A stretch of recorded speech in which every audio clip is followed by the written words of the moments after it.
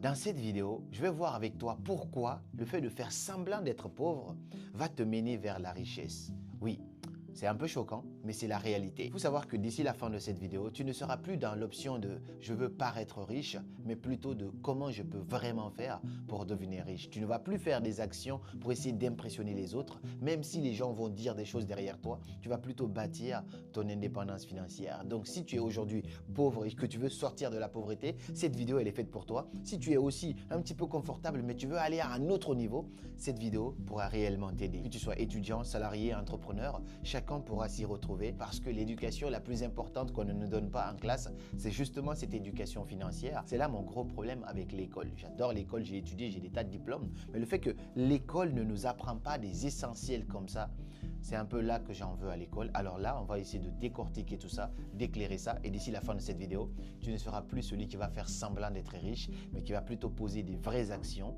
pour devenir riche. Sans plus tarder, c'est parti. 1.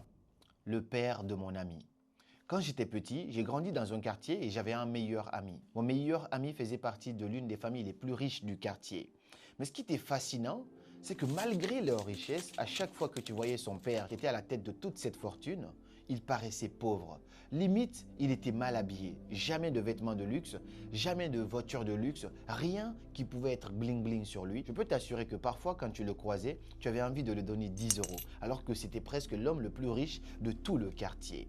Au début, nous, on se moquait de ça. On disait, ouais, il est pas un grand, ainsi de suite, il est radin. Mais plus je grandissais, plus je m'éduquais financièrement, je me rendais compte que c'est lui qui avait raison. Ce monsieur avait une fortune, mais au lieu de s'intéresser à comment impressionner les autres, il prenait plutôt son argent pour essayer de bâtir, d'investir dans des immeubles, dans des boutiques, ainsi de suite. Aujourd'hui, au moment où je te parle, toujours en vie, c'est presque lui qui possède tout un quartier parce que tout le business center du quartier tourne autour de leur économie. Ce monsieur-là a été très malin. Mais nous, on ne comprenait pas ça à l'époque. La morale que je comprends de cela, il a mis toute sa famille à l'abri et je pense que même les petits-enfants des petits-enfants ne vont jamais être dans la pauvreté, mais parce qu'il a été intelligent. Ce monsieur, au lieu de s'intéresser à comment paraître, acheter des voitures bling-bling, parce que j'en ai connu des riches aussi comme ça, des faux riches entre guillemets aujourd'hui, qui sont totalement fauchés, qui essaient de changer de voiture en voiture juste pour impressionner les gens, mais pas d'investissement. Et bien ce monsieur-là, au contraire, tout l'argent qu'il gagnait, il le réinvestissait. Il a une boutique ici, quand ça commence à donner de l'argent, il ouvre encore un autre ici. Quand ça commence à donner, il ouvre encore. Donc, quitte à paraître pauvre, à être habillé avec des vêtements qui ne sont pas chers, rien d'extraordinaire, très souvent en plus en claquettes,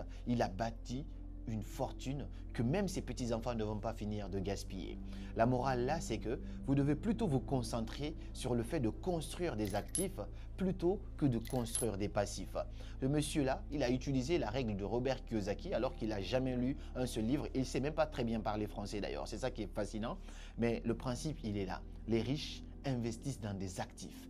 Les pauvres investissent dans des passifs qui vont encore et encore les ruiner. C'est pour ça que vous allez voir, dès qu'un jeune ou même dès qu'un Africain il commence à réussir un petit peu, la première étape, il va s'acheter une voiture hyper chère. Il y en a, par exemple, ils ont 50 000 euros dans leur compte, ils vont prendre une voiture à 40 000 euros, il reste que 10 000 euros. Ça, c'est une erreur monumentale. On a vu ici sur la chaîne, si tu ne peux pas te le permettre 10 fois, ne l'achète pas. Donc, dès qu'ils font ça, on va commencer à célébrer leur réussite, mais le fait d'acheter une nouvelle voiture n'est pas forcément un signe de réussite. Ça, c'est non. C'est juste que tu as fait un investissement absurde parce que l'argent que tu as mis là-bas, tu me donnes, je place ça pour toi dans un ETF. Peut-être que d'ici 10 ans, ton argent soit x10. C'est possible que ça soit x10 d'ici 10 ans si tu sais placer ça. Mais tu achètes une voiture et l'argent que tu as payé, c'est pas tout parce que la voiture va te coûter encore 2 fois plus cher. Le coût d'entretien d'une voiture est parfois plus élevé que la voiture elle-même. Investissez dans des actifs plutôt que dans des passifs. 2. L'ignorance coûte 2 fois plus cher que le savoir.